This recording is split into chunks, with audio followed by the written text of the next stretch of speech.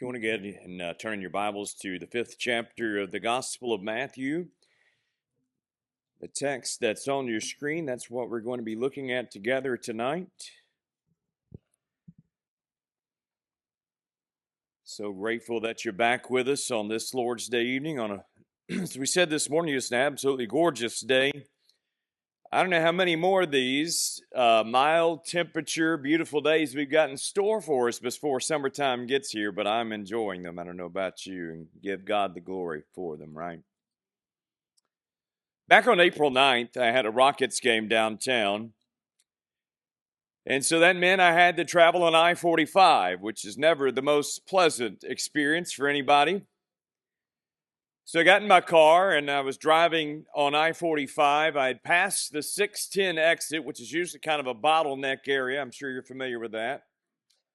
And I was over in the far left-hand lane. And I noticed this car come up behind me. And there was a line of cars in the lane to my right. So it was not like I could just quickly get over, but I was going fast enough that we were passing the cars on the right. It wasn't like I was just holding steady with the cars to my right. I was passing them and just kept on going there. And I'd made a little distance in front of him, and then he would speed up and get right back on my back bumper, just like he was drafting me at Daytona.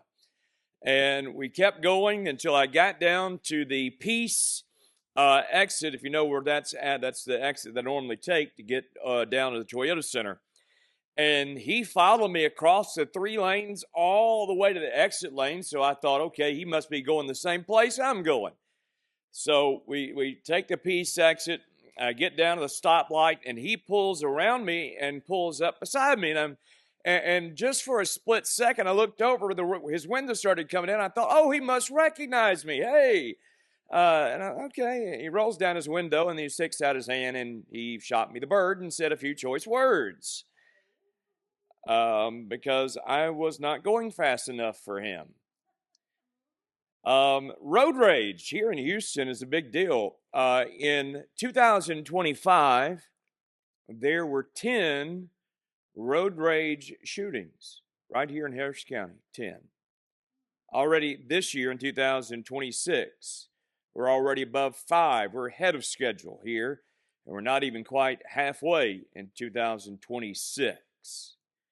So often we hear about people feeling like they need to take that next step. They feel like they were wronged and they need to retaliate. Doesn't it feel like more and more, church family, that's the direction our society is going across the board? Several years ago, I heard about a story out of Florida, and I'm not trying to make fun of Florida. It just seems like every time I turn on the news, it's in national news out of Florida. Anyway, several years ago, there was a story out of Florida about a couple who got into an argument at McDonald's. The girlfriend wanted a McFlurry, and the boyfriend didn't want to buy her the McFlurry. The way she handled that was by setting his car on fire. True story. Jesus addressed this in his teaching, did he not?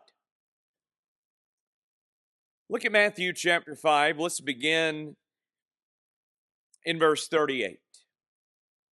Jesus says, "You have heard that it was said, eye for eye and tooth for tooth. But I tell you, do not resist an evil person. If anyone slaps you on the right cheek, turn to them the other cheek also. And if anyone wants to sue you and take your shirt, hand over your coat as well. If anyone forces you to go 1 mile, go with them 2 miles. Give to the one who asks you, and do not turn away from the one who wants to borrow from you." Now, I will start tonight by telling you there is some debate as to what exactly Jesus is doing in this section of the Sermon on the Mount. Jesus says, "You have heard that it was said, but I say to you." And so some people think that Jesus here is contrasting the Old Covenant teaching with his teaching under the new covenant. But I personally don't think that's the best way to describe this section of Scripture. One way I think that we see that is by looking at the next section. Look at verse 43. Verse 43 says, "You have heard that it was said, 'Love your neighbor.'" Now, we know that's a quotation from the Old Testament, is it not? Leviticus chapter 19, verse 18. But then notice that next line. What does it say? Love your neighbor and hate your enemy. Now, trust me, you can search from Genesis 1:1 to the last verse of Malachi, and you're never going to find a command in the Old Testament saying to hate your enemy. So I think a better way of understanding what Jesus is doing when he says, "You've heard it was said, but I say to you," is that Jesus is contrasting the false Pharisaic interpretation with the true meaning of the old law. And in so doing, getting people back to the real intention of the old law. In other words, Jesus is putting people in a position where they will be able to better and be ready to understand who he is. So whenever Jesus says in Matthew chapter 5, verse 38, "You have heard that it was said, eye for eye and tooth for tooth," you can go back and find that statement, eye for eye, tooth for tooth, hand for hand, foot for foot, in multiple places throughout the Old Testament. It seems like, to me anyway, and as I've studied this over the years, that Jesus is fighting against this Pharisaic misinterpretation of the principle. Again, Jesus is not denying the principle, but Jesus is denying the way the Pharisees have traditionally taught the principle.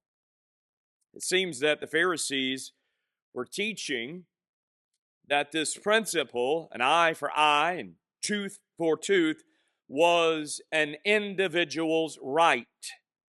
Because if you go back and look at all those places where that statement is found in the Pentateuch, you'll find that it always occurs in the context of a trial in a legitimate court. So it is intended, church family, to be a legal principle that governs how Israel's courts were to pass down their verdicts, okay? In other words, whenever judges were to decide a case in an Israelite court, they were to give a punishment, church, that fit the crime.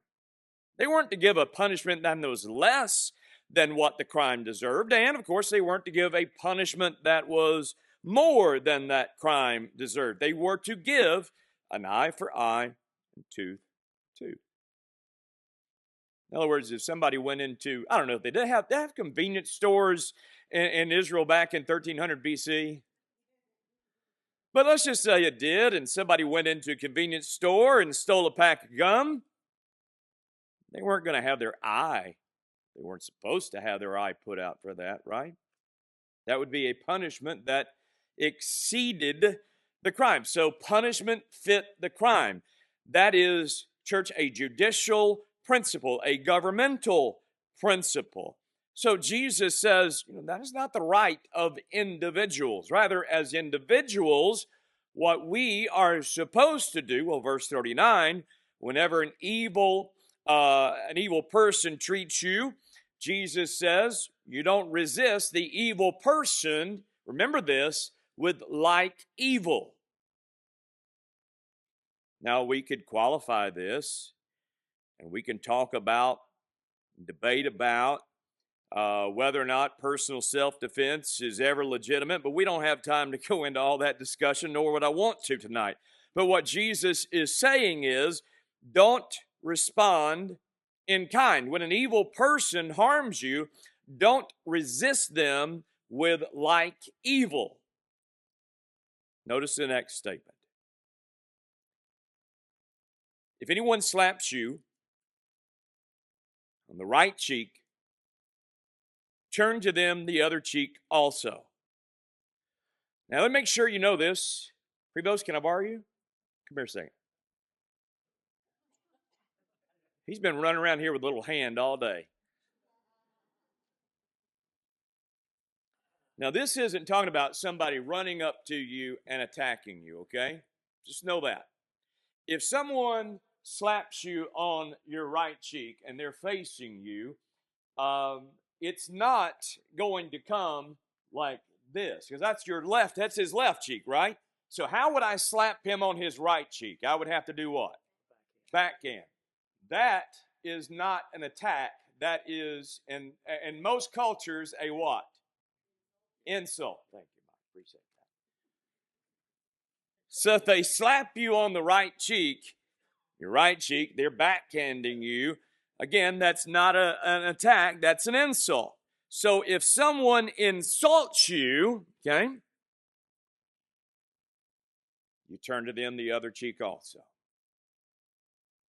If someone sues you and takes away your shirt, and the court rules in their favor, give them your coat as well. Or I think the older translations use the word cloak, right?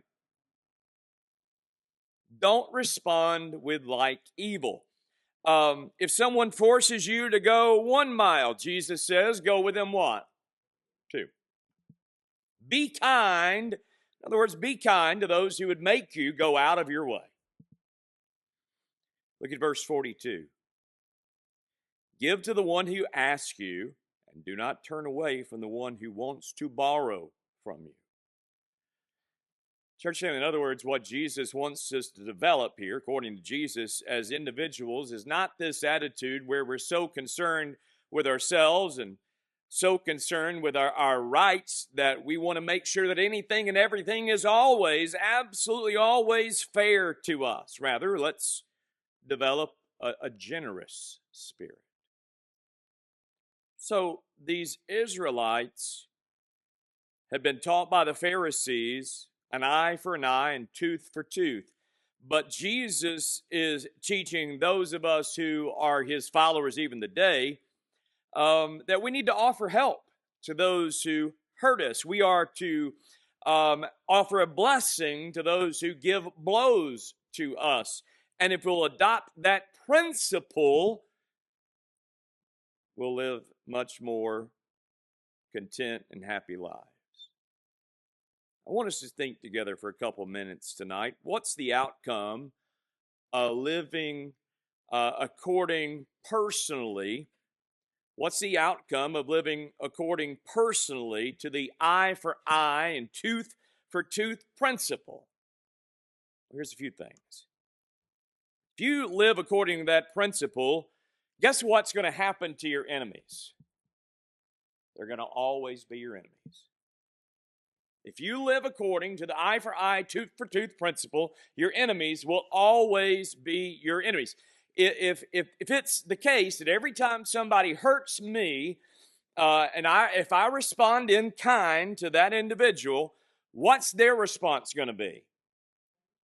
They're going to retaliate against me. And what will my response then be? I'll retaliate against them, and we'll be the Hatfields and the McCoys. Just seeing how many of you know that. Now, there's no end to that, right? If I live according to the eye for eye, tooth for tooth principle, the way the Pharisees traditionally taught it, my enemies will always be my enemies. In the second place, if I live according to that principle, remember this, if I live according to that principle, my friends will eventually become my enemies. You go, Jonathan, what do you mean by that? Well, listen, because nobody exists in a relationship very long without doing something that another person in that relationship is going to perceive as a wrong. Maybe you're rude. You didn't intend to be rude, but maybe you're rude. Maybe you ignored somebody. You didn't mean to, but you ignored somebody. Maybe you said something about that person to another person that they take as slander. Whatever it is, no relationship. Even those in the church, I can tell you, I've been in the church most of my life. relationships, even within the body of Christ, no relationship goes on very long without somebody doing something to another person that eventually is perceived as a wrong. Am I right about that? If I live according to the eye for eye, tooth for tooth principle, then before long, I'm going to be taking out my friend's eyes and I'm going to be knocking out my friend's teeth. Before long, I'm not going to have any friends because in every relationship, there's going to be slights. Before long, if that applies to your family, you're not going to have good relationships in your family because, trust me, in family relationships, eventually you do get hurt. Furthermore, if I live according to the eye for eye and tooth for tooth principle, the way the Pharisees traditionally taught it, not only am I going to keep my enemies as my enemies, not only am I going to make my friends my enemies, but guess what? This is what you need to remember. You will become your own worst enemy. You go, Jonathan, what do you mean by that? Well, because as no one else is perfect in relationships, I'm not perfect in relationships. As everybody else is going to hurt me eventually in relationships, I'm going to hurt everybody eventually that I am in a relationship with. And as the old saying goes, what goes around comes around. Didn't Jesus say at one point to his disciples that everybody who lives by the sword will what? Die. Jesus says, do not judge, or you too will be judged, for in the same way you judge others, you will be judged. So before long, if I live according to the eye for eye, tooth for tooth principle, people are going to be taking out my eyes. People are going to be taking out my teeth. And it's going to be those very same people whose eyes and whose teeth I take out. They're not going to see very well. It's kind of hard to see when you don't have any eyes left, right? And they may miss, by the way, and take out more than my eye. You ever notice how that works? They may miss and take out more than my teeth. In other words, my life's going to be very miserable if that's the way I live. But if I follow the principle that Jesus teaches here, then I'm going to offer help to those who hurt me. I'm going to offer a blessing to those who give me blows. And I'm going to find that I'm liable to make some of those very people that are enemies eventually, and I've seen this happen, some of those people that were my enemies can become what? Your friends.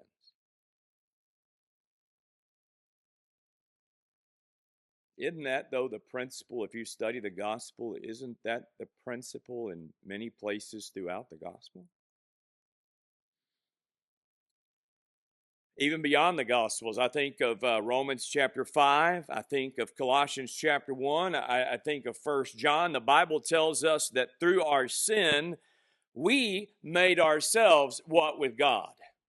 Enemies. We were enemies with God. We rebelled against him, right? But what was God's response? Did he treat us in like? Did he treat us in kind, or even worse than in kind?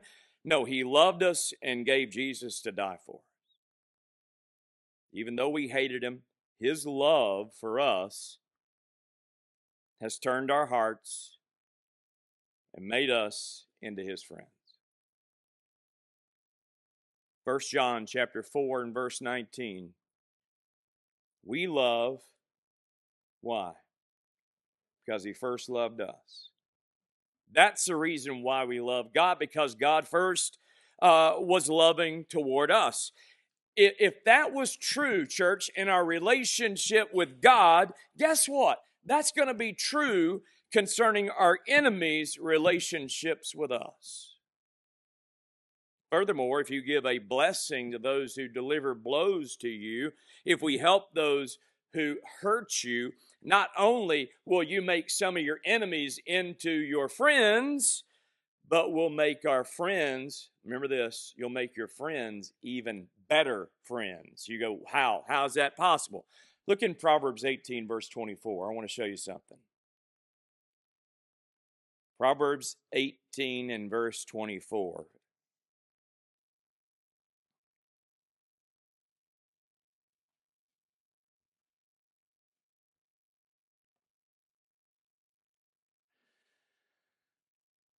Proverbs 18:24 tells us that there is a friend that what?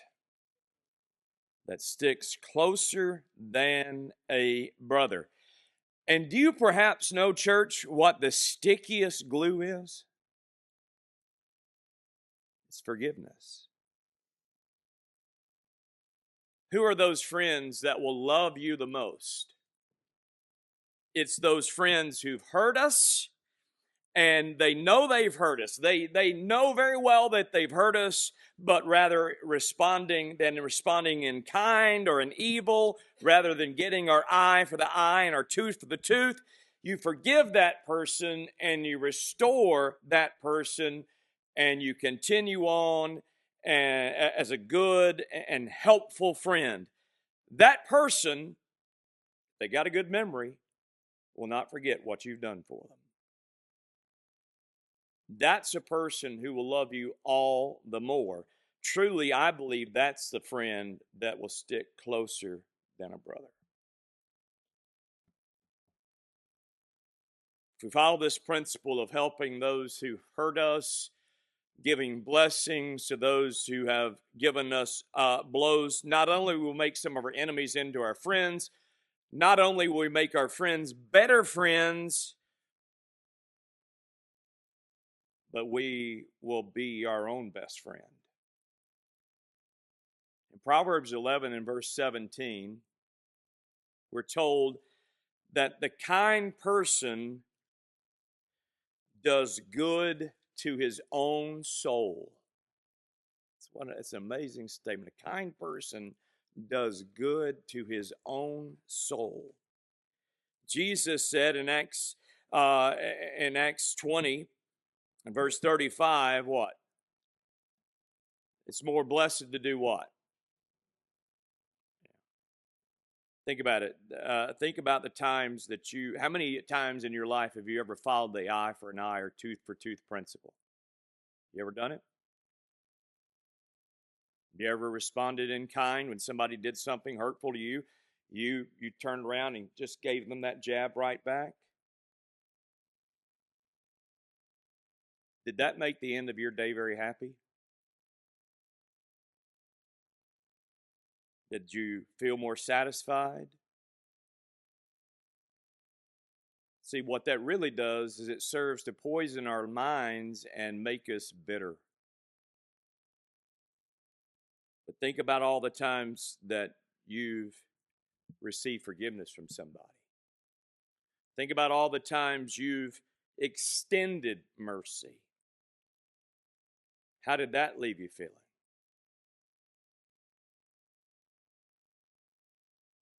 Hasn't that left you with a feeling of satisfaction? I can imagine what that April 9th, when that guy drove up beside me, I got a tag on my car that says a voice, and it says Houston Rockets beside it.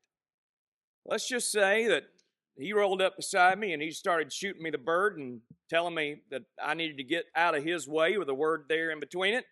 And I just rolled my window down and said, all right, here you go, and gave it right back to him and screamed at the top of my lungs whatever words that came to my mind. What if I had done the same? Would I have felt better? No, I would have felt ashamed. I don't know about that, but my luck, there'd have been somebody in the car right here with a video camera taking a video and then sending it out and it being all over the... Now, I just want us to understand the value tonight, here and now, the value of then, of what Jesus has said, that it's to give a blessing for a blow and to give help for a hurt. I'll conclude tonight because I don't want to keep him much longer. I want us to go to James chapter 2 and verse 13.